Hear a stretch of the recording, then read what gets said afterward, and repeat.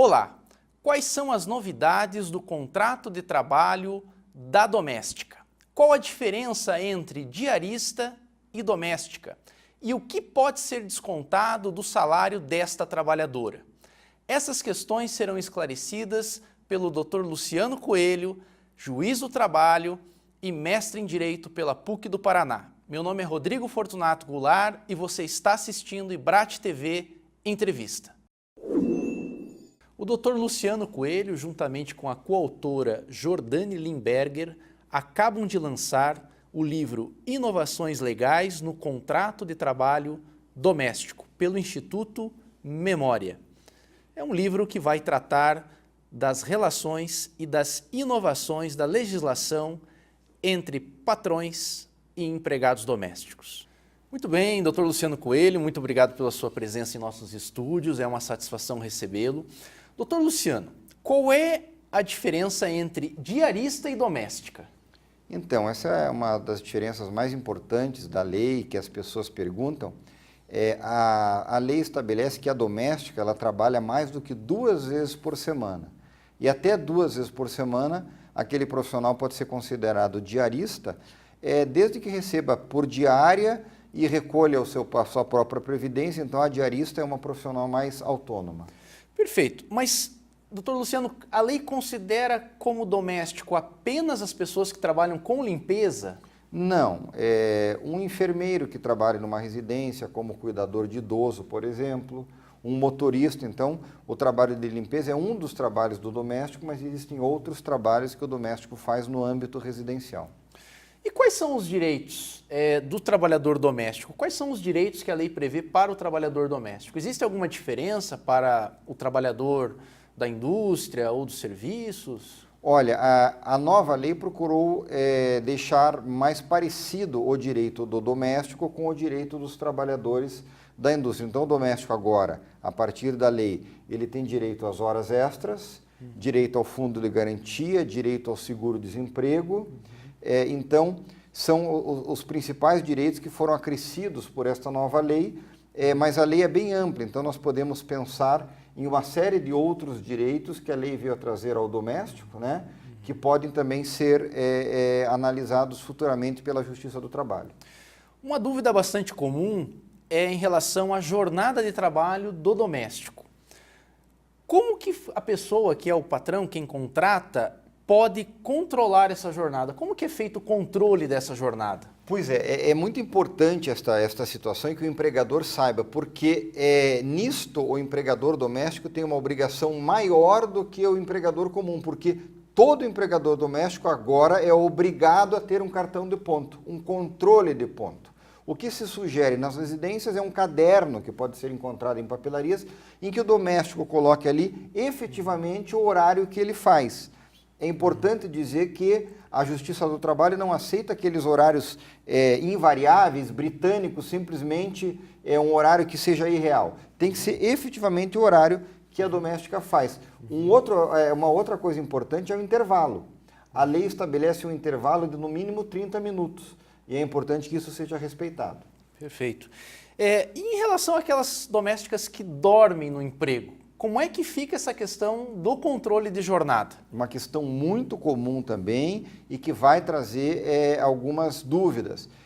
O que eu sugiro é que o empregador respeite as 8 horas de trabalho e procure não ativar aquele empregado após o horário. Aquele empregado tem o seu local onde ele fica, ele tem uma casa onde ele fica, quer dizer, como caseiro, por exemplo, tem o quarto onde a pessoa fica, que essa pessoa não seja acionada para trabalhar depois do horário, o que evidentemente não impede que haja a convivência, porque é uma relação familiar, não vai deixar a pessoa isolada, mas tem que haver uma convivência e um bom senso do empregador para que não fique pedindo, por exemplo, para a doméstica fazer um serviço às 11 horas da noite.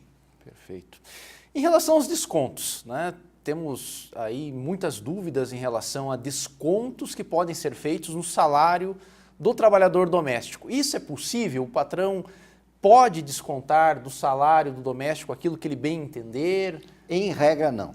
A regra é que não pode haver desconto no salário, a não ser aqueles descontos da parte da Previdência Social, descontos do Vale Transporte, descontos legais. Agora, quando a doméstica quebra um vaso, por exemplo, você não pode descontar isso. Isso está, aí eu diria, dentro de um aspecto contratual. A não ser que você prove que aquele prejuízo que o doméstico, entre aspas, deu para o patrão, se tenha sido de má fé, tenha sido com vontade, né, de fazer.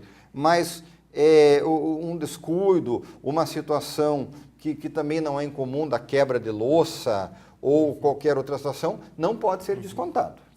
E qual que seria o salário do doméstico? Qual que seria o salário mínimo dele que ele tem direito a receber? Nós temos um piso, né, um piso da categoria pelos sindicatos, se não me engano em São Paulo era R$1.000, aqui no Paraná eu acho que ainda não tem o piso, mas o salário mínimo é a base para o doméstico para as 8 horas de trabalho, isso não há como pagar menos que o mínimo ao empregado, né? Ainda sobre aquela outra situação dos descontos, é muito interessante que a lei veda, ela proíbe o desconto de alimentação. Não pode haver desconto de alimentação com relação ao empregado doméstico. Doutor Luciano, é recomendável que as partes, empregado e empregador, façam um contrato escrito, no caso do doméstico? Sim. Em toda relação, eu diria que não só no doméstico, mas toda relação de emprego, é sempre importante a formalização. A carteira de trabalho assinada é essencial, que isso já é parte do contrato, já é obrigação legal, mas um contrato escrito com as horas em que o doméstico vai trabalhar, com as condições de trabalho, com o horário de intervalo, é sempre muito importante para a garantia dessa relação. O senhor que tem experiência, doutor Luciano, na Justiça do Trabalho, o senhor é juiz há muitos anos, quais são as principais discussões que acabam desaguando na Justiça em relação ao trabalhador doméstico? O que o senhor mais, na sua experiência do dia a dia, o que o senhor mais presencia em sala de audiência? Veja, não são ações assim tão comuns até agora, até a lei. O que a gente mais recebe é a reclamação de que o doméstico não teve a sua carteira assinada, que é a primeira obrigação do empregador. Eu aconselho todos os empregadores a formalizarem esta relação. É evidente que isso tem um custo embutido, mas é muito importante a formalização, é muito importante que o seu trabalhador doméstico tenha aquela garantia previdenciária. Então, até agora, a maior discussão que nós temos na Justiça do Trabalho é para a assinatura da carteira de trabalho. Perfeito. Em relação também a algo bastante comum, acidentes de trabalho. Acidentes de trabalho em âmbito doméstico. Quais são os direitos dos trabalhadores, quais são os deveres das famílias? Como é que fica essa questão? Então, eu até posso aqui prosseguir com a questão anterior, porque a melhor prevenção para o empregador doméstico contra uma ação trabalhista de acidente de trabalho é a carteira assinada, porque este empregado vai ter a proteção da Previdência Social com relação ao acidente quando ele não puder trabalhar. E claro que aí, como toda relação, tem também uma responsabilidade civil do empregador. Vamos dar um exemplo, potencialmente, de um fogão a gás que venha a explodir em uma residência e venha a ferir o doméstico. Este empregador terá a responsabilidade, porque é dever deste empregador, em princípio, manter o gás regulado, manter a sua residência em ordem.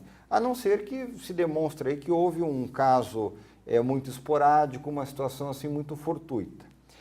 No caso das empregadas domésticas que trabalham em edifícios, muito cuidado do empregador ao determinar a limpeza de janelas, ao determinar a limpeza de locais perigosos, porque isso pode gerar responsabilidade. Doutor Luciano, gostaríamos de agradecer imensamente por esta entrevista. Muito obrigado e até a próxima. Eu que agradeço, muito obrigado, sempre muito bom poder esclarecer aí alguns pontos da lei e estamos à disposição aí para outros esclarecimentos. Muito obrigado.